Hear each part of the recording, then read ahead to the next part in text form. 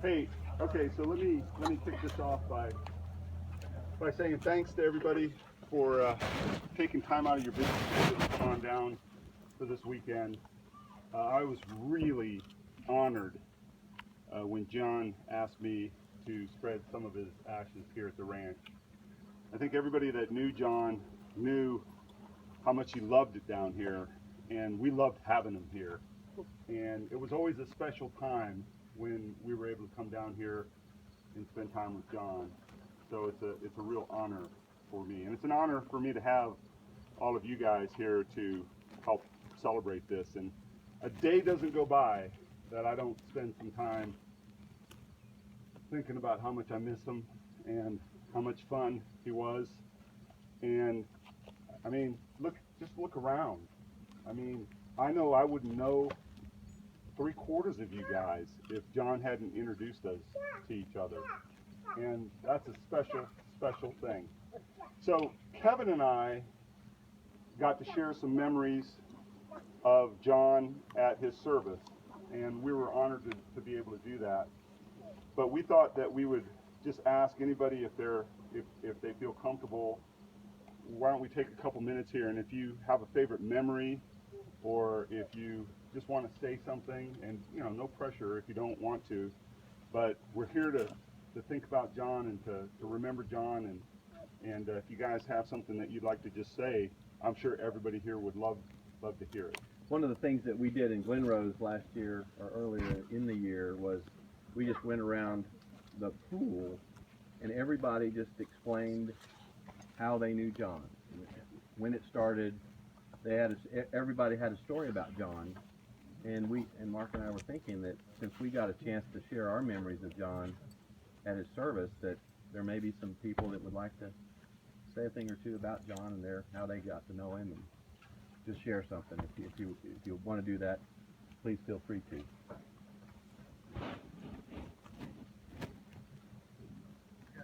Right here. Went for a group of guys 17 years ago to have fun with it. All hunting, hanging out. Kind of blew John off a couple of times. I wasn't comfortable. I said, come on, speak with, meet the guys, we go up. I've been here, Cassie softball. I'm involved. Never put them. They're just wrong. Real blessing to me and to Carolyn to meet everybody through John. That's true.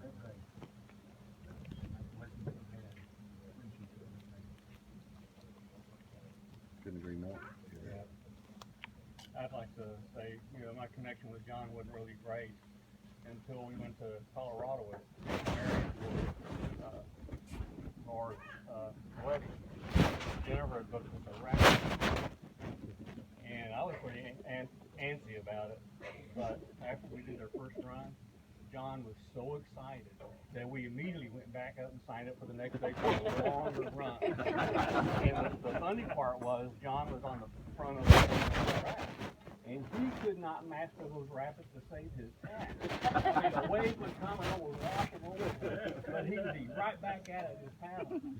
And it was just amazing how he would bring you in and how much fun you could have with him, even if you were probably terrified at the time. But we got some great photographs, and it's a memory that I'll cherish for the rest of our lives. I met John when we were in College Station. Great guy. He was a cook. Not the 40 years I know him.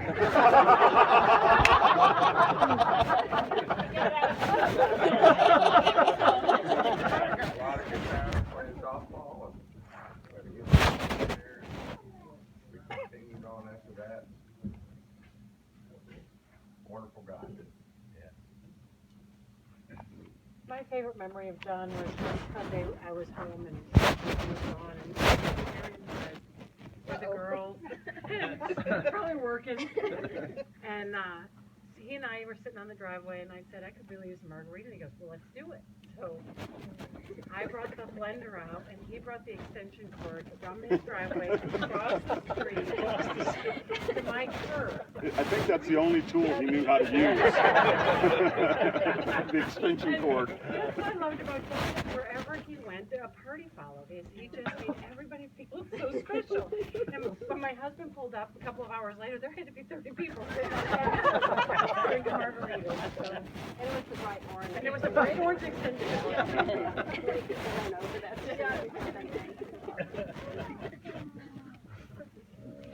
Johnny loved his game, didn't he? Loved his game. Sitting at the table at him, next to him at Vegas, the blackjack table. And we've been there quite a while, one time. And next thing you know, the cards are coming around. I'm not really looking at them. And the game has just stopped. I turn and look over and his head down on the table.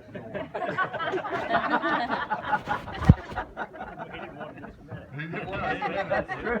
Everyone wanted to say that. Oh. I met John coaching baseball with Kevin, and I remember the very first thing about it. We're out there, we're on the field, and John shows up, never met the man. Which one is your son? And he goes, well, I don't have one on the team. And I thought, this is unbelievable. I mean, he showed up and he gave all of his time. He was there in every practice, every game, loved every one of those boys.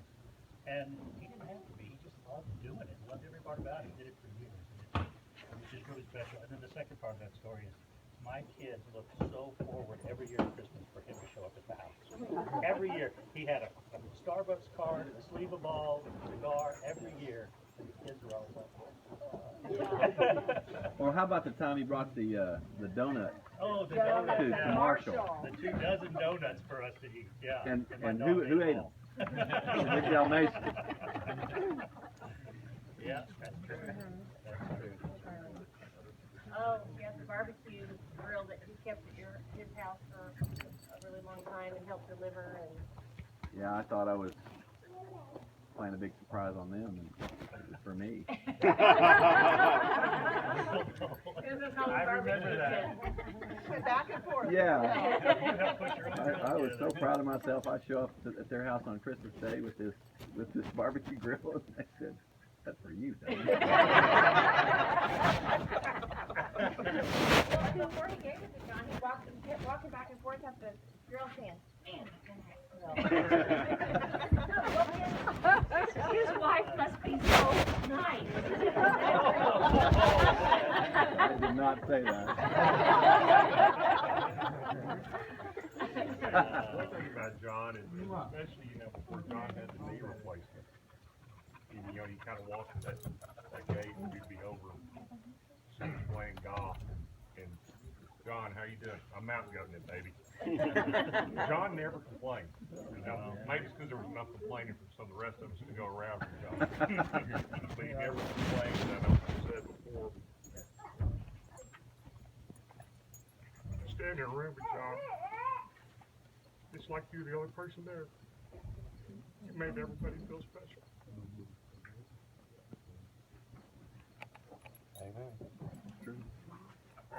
I met John in the early 80s.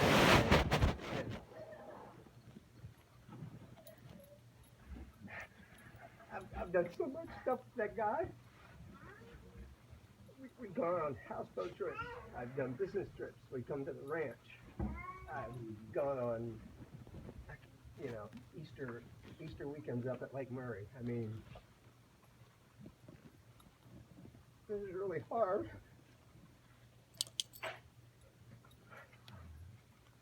I'm sorry, I'm thinking at this part. I really miss the guy.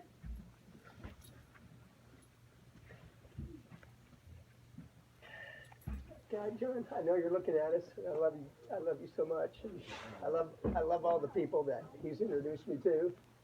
This is such a great circle of friends. I mean, are you fucking kidding me? I knew you guys knew. I'd have to throw that in there. So if you don't think John's looking down on us, you're wrong. Yeah. Smitty and Bob and I were down here working on John's monument over here last weekend, and the 8 a.m. game started just about the time we finished. Everything's putting on the plaque. A hell of a game. finally, when we go to overtime, Smitty and Bob can't take it anymore. So they go over and start futzing around with it a little bit more. And I'm giving them play-by-play the first overtime. And finally, they finish it. Come over and win in the second overtime. Bob goes, John wasn't going to let us win. We finished his monument.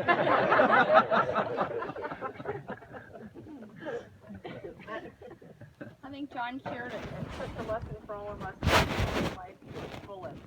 You know, we can let so much stuff get in the way every day, all the time, and he taught me and perhaps others to just always push, always strive, and live life full. And so that's what I will always carry in my heart. I was really fortunate that I lived next to when we had that gate. I have to tell you a couple of things. We had no curtains on any of the windows in the back, and I had to be real careful about what was going on in the house. Because anytime John would just come marching through that gate, bang on the door, he'd have something that you had cooked. Just always, I mean, when I think about John, I think about him coming through that back door, holding like some hot, oven mitts with something hot that he would bring over, or else he would come over and he would say, well, what are you baking? I really like coconut. Always, I'd take stuff over there. I was so fortunate to just feel, I mean, I just forced my way in there and he forced his way into our life, and it was just amazing. So many memories. It's just, I miss him every day too, just like I know everyone. And you're right, just that memory of, man, there's so much going on all the time. And John, he had it right. You put your family and your friends first. The rest of that stuff, it's gonna happen, whether or not, but it's those friendships and relationships. Just to add to that, I worked out in the yard a lot. We both worked out. But John never pulled out of his garage and drove by without stopping, looking down the window and saying, hey, how you doing? So again, he always asked how you're doing. That was the first thing I ever know. I think it's remarkable that you meet a lot of people who they'll stop and they'll say hi and they'll ask you how you're doing. But I know for me, especially being one of the good friends, that I felt like he really lit up and he remembered everything about what was going on in my life, and he wanted to see how he could help. And when he was our dog, he wanted to see how to train the dog. Unfortunately, I didn't execute them quite properly. But then even my friends from college, we'd be out here all the time, and I think it's a testament to John that all my friends would light up when they saw John out here, because John did the same thing to them. And I've never seen anybody else in my life that genuinely just cared so much about people and knew everything about those people, and showed them every time he interacted with them how much it mattered to him, and he just kind of lit up the place. Tell you what, John wouldn't have been John without Mary. She gave a lot of leash to ladies. No.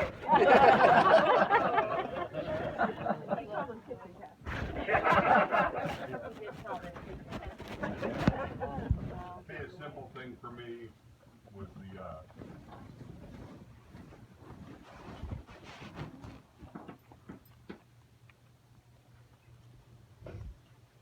the hug. Oh, yeah.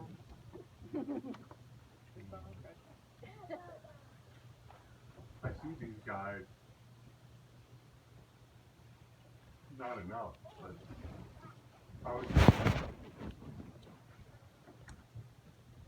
that's what I think about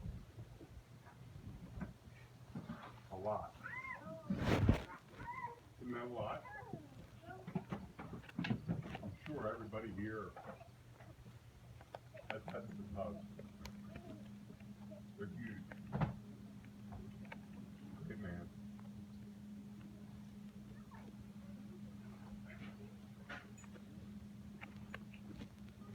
Okay. So, when he asked to have some of his ashes spread here, I was so honored but about 4 weeks later, I started thinking about how do you do something like that? And, you know, it went all kinds of different extremes, you know, including the bizarre of like, okay, we're all going to stand around and I'm just going to, maybe that's what you do, I don't know. But for John, that wasn't good enough. So last weekend, Dr. Bob and Mark and I came down here and built a memorial for John. He loved it down here so much that now he's always going to be down here. And he's always going to be watching. So if I can get Bob and Mark, let's come on over here, and we'd like to show you what we built for him. And Marion, instead of spreading his ashes, we're going to put his ashes under this. All right, so that to me is a fitting place. And we specifically built this thing right here because John loved to sit in under those shade trees and watch us play horseshoes. And we also know that he can watch us play dominoes, and he can watch inside the pavilion. And we knew that that's the way he would want it to be. So you guys can come over here. These are not trained stonemasons.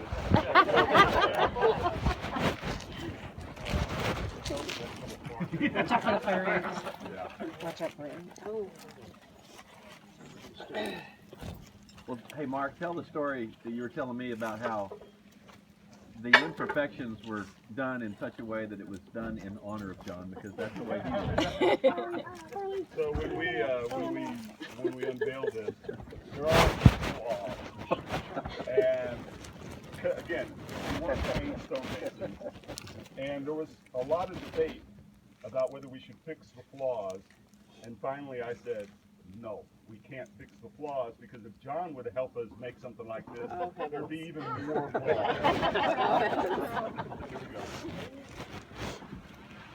Oh, that's fantastic. Very good.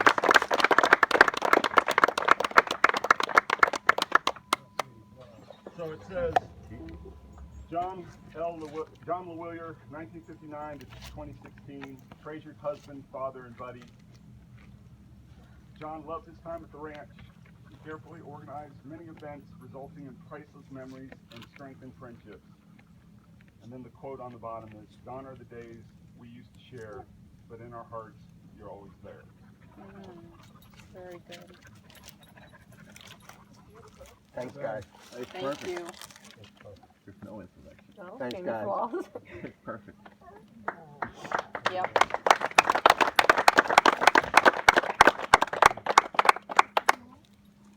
So I guess there's only one thing left to do, and that's Drink. Hey, one last thing. John would be the first to admit that the horseshoe pit, this is the high end. You can put a level on that, baby. It's perfect. we made sure this was higher than the high end of the horse. But this is the high end. If you're gonna play tonight, pick this up. I don't know what that means. Well done. Well done. Yeah. Great job, Yes, guys. Great Thank you, job. guys. Thank you so much. There you go.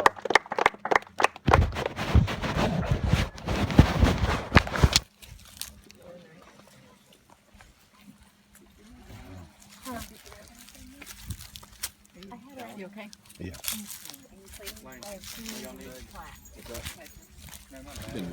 I've been recording for an hour and 38 minutes, and I didn't even mean to be. Wow.